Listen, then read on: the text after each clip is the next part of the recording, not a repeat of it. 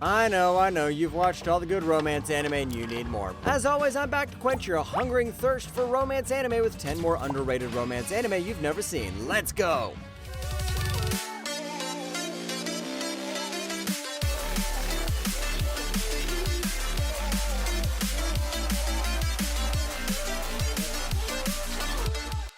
Number 10, Kakeyashi. もう朝っぱらから絡んでんじゃないよ。なんなの？昨日負けたの根に持ってんの？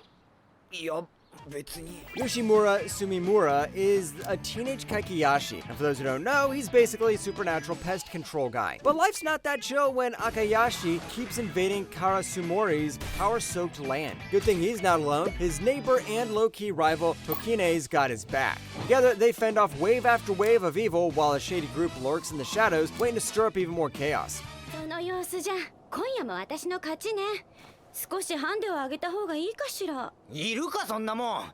だいたい俺はお前と勝負なんて。 This anime is an old hidden gem. I was expecting basic shonen antics, but it really surprised me. Good drama, hilarious moments, and actual emotional punch without dragging on forever like some popular shonen series that starts with letters N and B. The characters are super lovable and have those 2000 anime antics. Even the villain Kaguro had that slick old school anime bad guy swag, like something straight out of Yu Yu Hakusho. So add this one to your watch lists. Number 9, Baby Steps.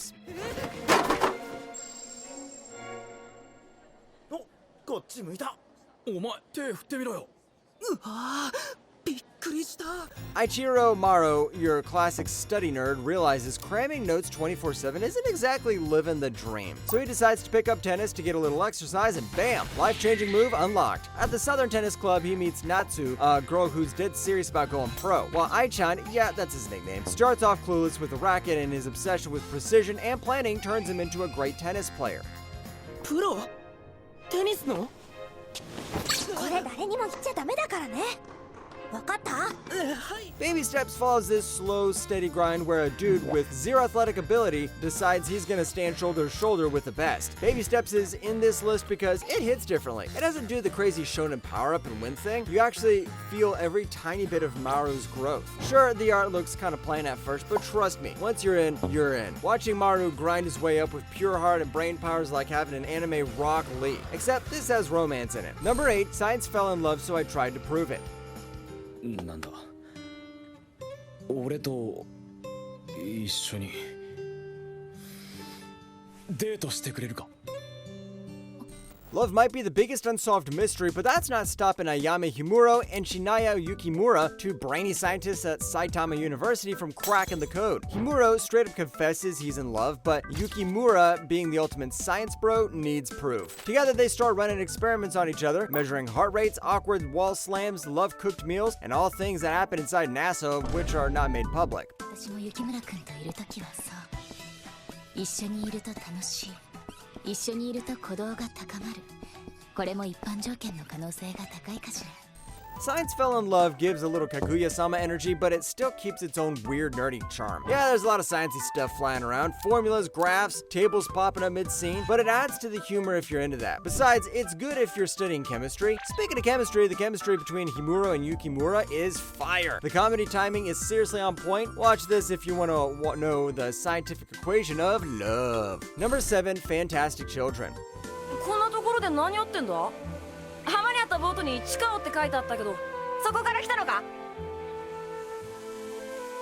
No, this is not a spin-off of the upcoming Fantastic Four movie. This is about a mysterious group of white-haired kids that have been popping up all over Europe. They look like 11-year-olds but act way too mature for their age. They don't grow old, they've got weird powers, and they're on the hunt for a girl shown in a picture with a crescent moon. Fast forward to 2012 and athletic regular dude Toma gets tangled up in their centuries-long mystery.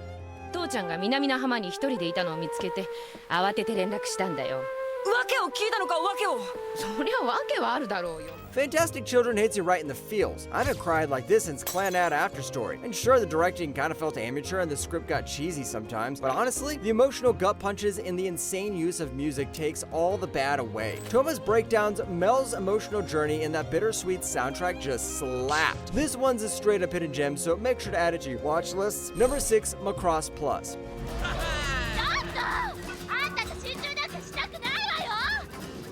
スリリングだろ You know we need at least one mecha show for lists like this. Set in 2040, Macross Plus throws us into a galaxy buzzing with tech, AI idols, and old wounds. Here lives an android called Apple. I don't think the author was trolling with this one. Sharon Apple, the hottest virtual idol, is almost perfect. Except she needs real emotions, which is where Myung Fang Lone steps in. When Sharon's AI gets tampered with, all hell breaks loose on planet Eden. 起こされちまったんだお前の歌で相変わらずヘタッピーだったぜ Yeah, it's like Neon Genesis Evangelion, but with more dogfights and less depression. The animation is smooth as hell, the love triangle feels real, which is an actual achievement because a lot of authors suck at love triangles. The soundtrack is once again the king of the game, since this is a Macross anime. If you haven't watched this yet, and you love music, romance, and robots, give this one a go. Number 5, JIN-ROH. これからどこへ行くの？暗い森へ暗い森を抜けてどこへ行くの？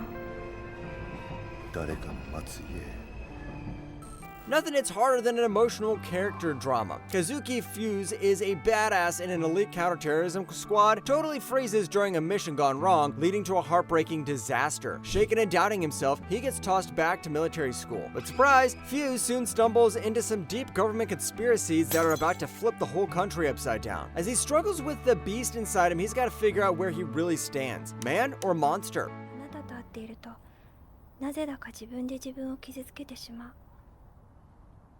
あなたも寂しいんだって思うとつい夢を見てしまう。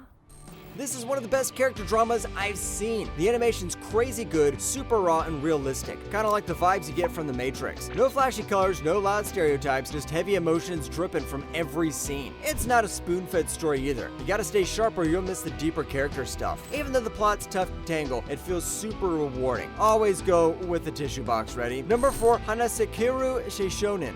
お前はこれから3人の男と出会うみんな私の選んだ男たちだお前はその3人の中から生涯の伴侶を選ぶ Kaija Burnsworth is someone who ends up in my top 10 best animes girls list. She isn't a waifu, and her life isn't your usual rich girl fantasy tale. After childhood spent chilling with a white leopard and dodging assassins on a tropical island like a lot of normal girls, she's thrown into a choose your husband survival game crafted by her mega powerful dad. Kajika has got to find her future hubby from 3 mystery dudes who don't even know they're part of this game. But this ain't just fluff. There's some heavy family secrets, political drama, and real danger lurking around every corner. でももしダットのお気に入りを私が全然好きになれなかったら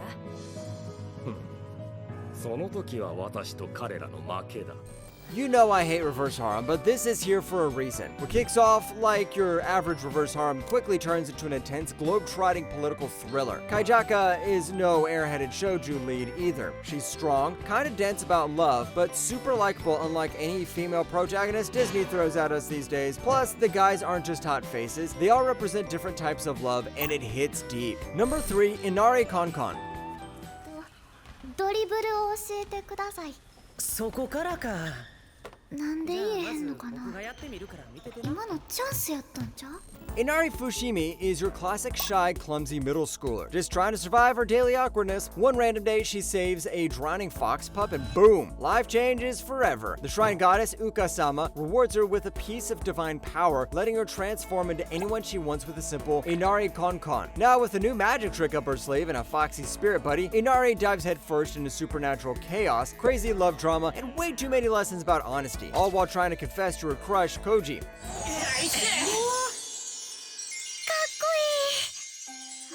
相変わらずキラキラやわ Honestly, I went in expecting some cheap fan service, but got hit with actual soul instead. The story slaps hard with its be careful what you wish for vibe, and even though the art isn't anything new or original, the characters totally carry the show. Inari's messy growth felt real. Uka-sama's low-key romance was adorable, and Toka feels like the MVP of the show. If you love shows like Kami-sama Kiss, this one's a hidden gem. Number 2, School Rumble. 逃げるウサギのことだねなるほど。ありがとうございました。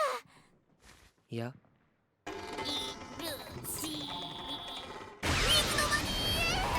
あそうそんな感じ。 Imagine trying to say I love you and everything in your life flipping upside down. That's basically the chaos of Tenma Tsukamoto and Kenji Harima are living through in School Rumble. Tenma's trying and failing to confess to her crush, while Kenji, our so-called tough guy, turns into a complete softie over his hopeless love. And since this is a rom-com, you've got a school full of weirdos, misunderstandings, and that spiral out of control, and a show that feels like Oren High School Host Club on a sugar rush. って書くだけだもん。